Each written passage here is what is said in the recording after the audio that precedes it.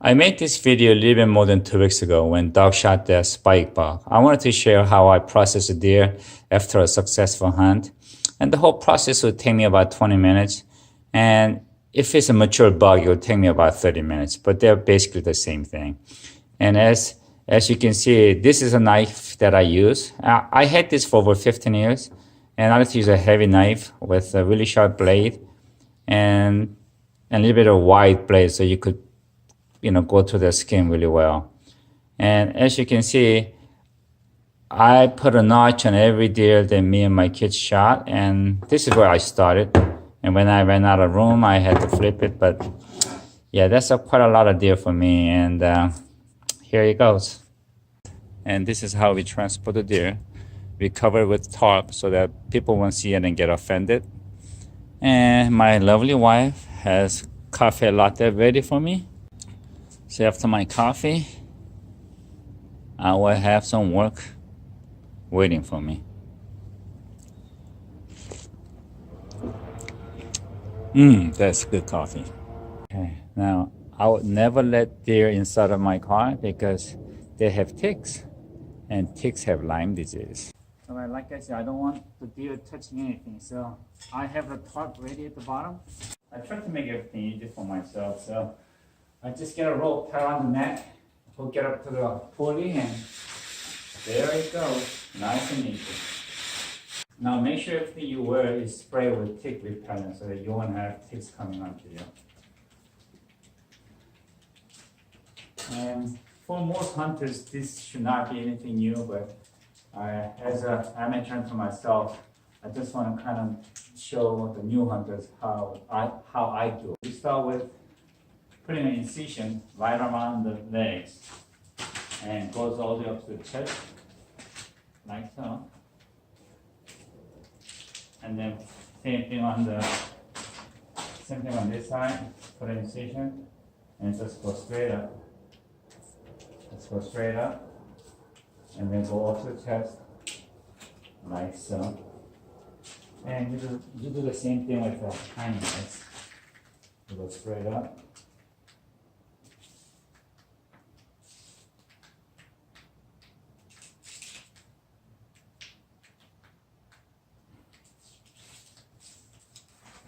Make sure you don't cut the meat inside. So it's better to use kind of wide blades so that you won't be cutting into the meat. So try to stay just right underneath the skin. And just go all the way, just like so. Okay. And then from the back, just going to cut the tail off. Like so. So cut the tail off, and then you put the incision right up in it, like so. And put the incision around the neck, like so.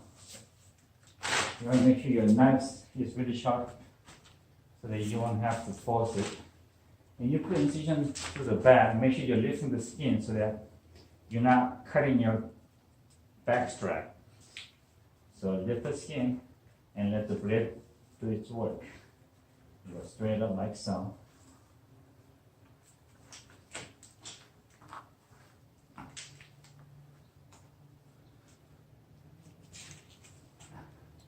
Now remember, right in the back, you have your backstrap right here.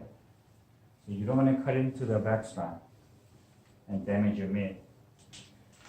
And then from the front, you get your blade and you spread the legs and you go right through the back, all the way to the anus. Same here, all the way to the anus.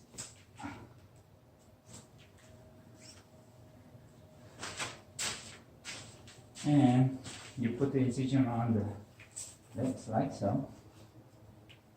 Same here, like so.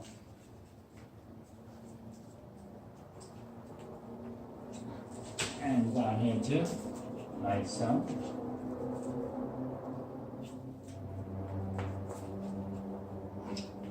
And the other leg.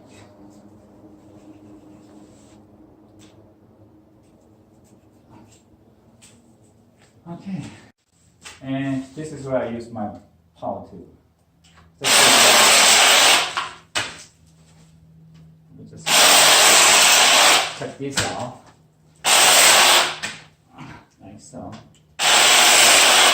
Little stuff here. This is what I just put it real hard. Just like so. We'll pull it. And then right around the front shoulder, you have to give a little bit of incision.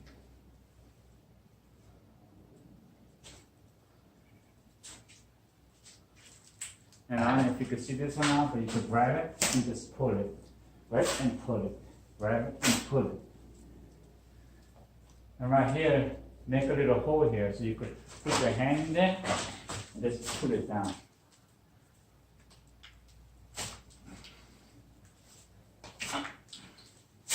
And this should come right off. And here, same thing, just go straight down. Just like so. And this should come off that easy. And there's a half a hide. Take this in the trash bag.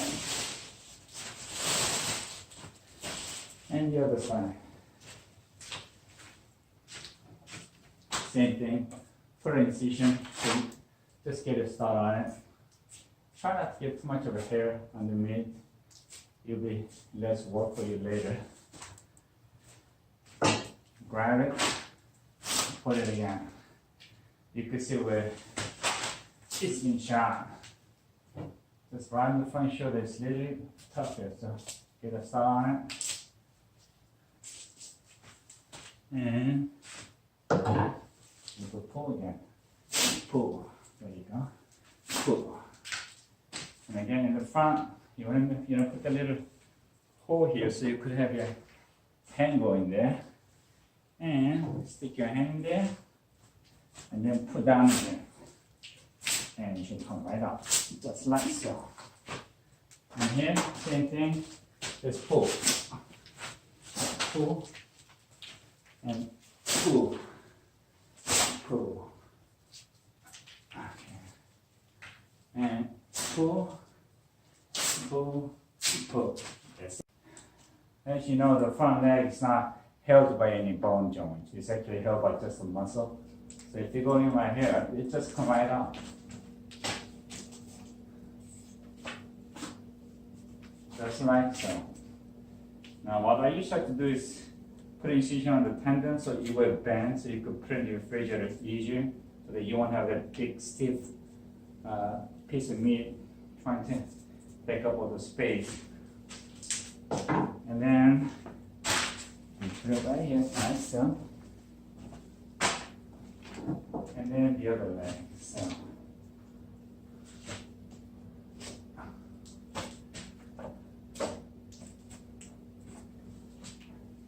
Now, if you see anything that you don't like at this time, just cut it off.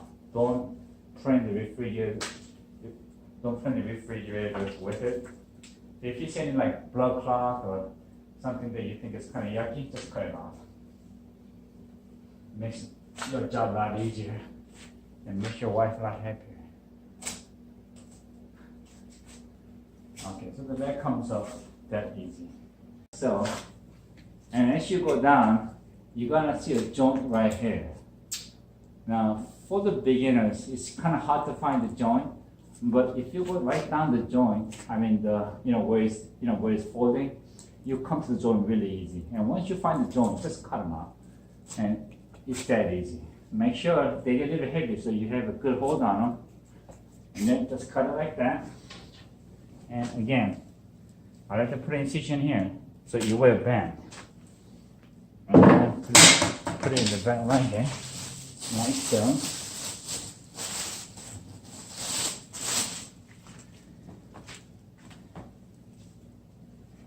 Now cut the fat out. I don't like real fat. They taste kind of funny, and they have kind of funny taste to it. So now when you cut the left leg, it gets really tricky because especially when you have nobody holding for you. Doug should be here with me, but tomorrow Doug's wife's going to create to visit his family, her family. So I'm doing this by myself. Now right here, again, just kind of go down from here, like so. And as you go down, look for the joint. And just keep cutting into it.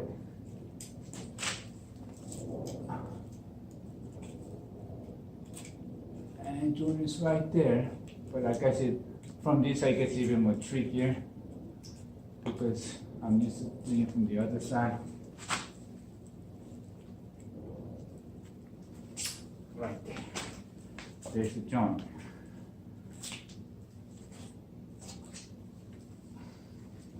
And just cut around the bone. Try to save as much meat as possible. There it is. Put incision there again. And then I put it right into my refrigerator. I'm gonna put the top shelf. There you go. Because on the middle shelf, there's a ground venison, and we gotta make a chili with that tonight. And I'm gonna have it with my favorite beer. So I'm happy.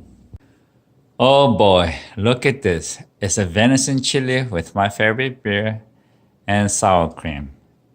And just look at that.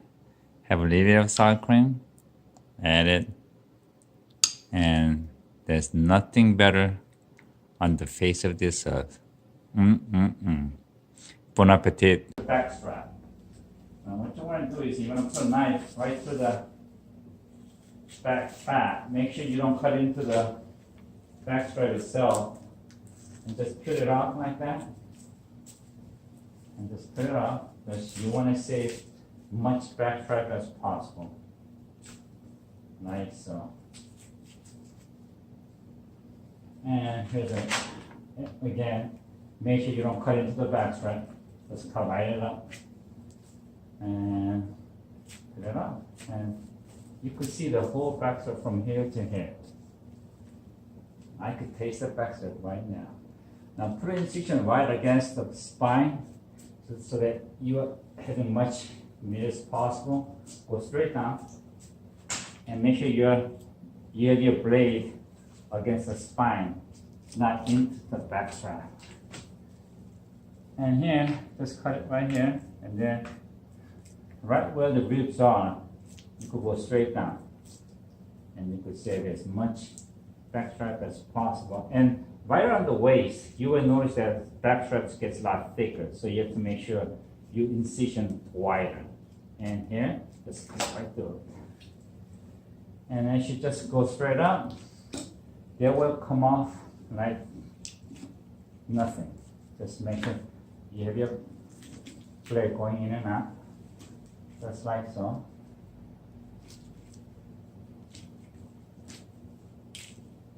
And there's a beautiful backstrap. You go down this way, make sure you get all your backstrap. Make sure you're not cutting into your backstrap. And just peel this off. It's a lot easier when somebody's holding it for you, right? Since I'm doing it by myself, it's kind of going everywhere. Again, make sure your blade is facing upwards so that you're not cutting into your backstrap. And just separate the meat from your backstrap, just like so. And you have a backstrap from here to down here. And again, put the incision against the spine bone.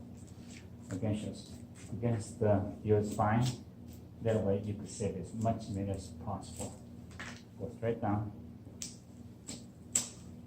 And then right against the rib cage, go down like so. And again, around the waist, there is more spine. There's more backstraps here. So make sure you make a wider incision and then go straight down.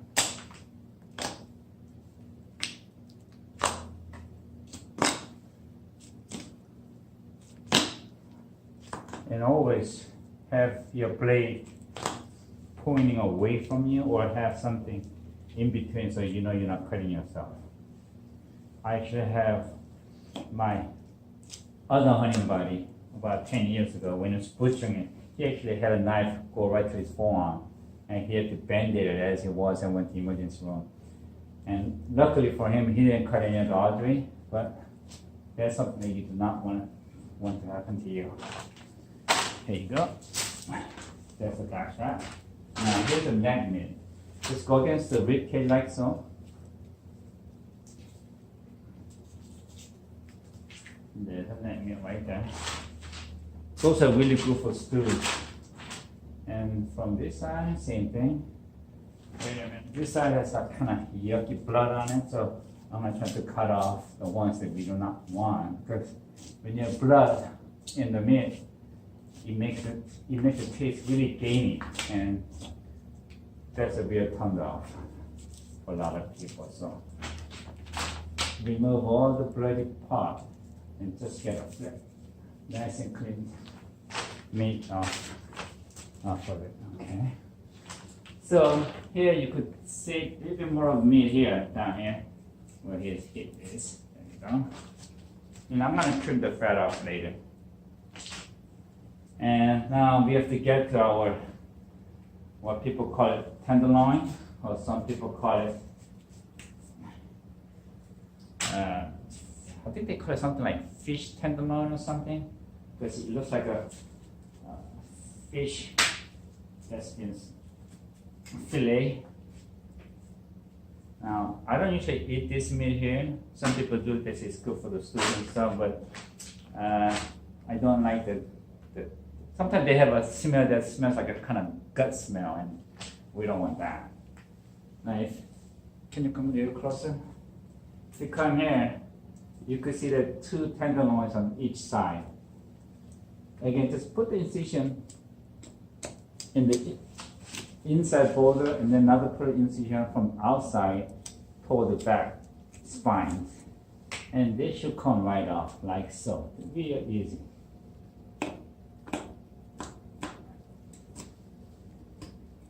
And there is one. Okay, here we go again. Just put incision right down the middle, and then put incision from outside toward the spine. Make sure you're scratching the bones so you could get all the meat that you can possibly get out of this guy here, because they are really, really good to eat. Okay, just clear it off from the top. That's another one. Now, actually, at this point, I am done. Okay, I just want to kind of show you how we throw away the rest of it. I use my saw, just grab it here, cut it from the side. You have one big chunk over there. And then, maybe my knife, I'll put an incision right here, right here, to the bone.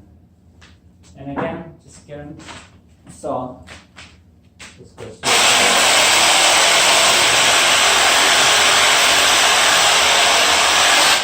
Oh, that's heavy.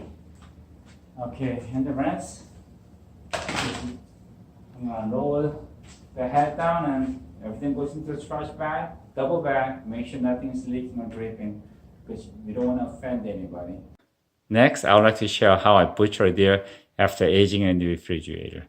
I tried to bring that to you before Christmas, but I'm not 100% sure, because we're taking our kids to a ski resort in New Hampshire for a few days before Christmas. Yes, believe it or not, I do have a life outside hunting, shooting, and fishing. And lastly, remember, Jesus came to save us, not to judge us. Have a wonderful Christmas with your family and your loved ones. Merry Christmas.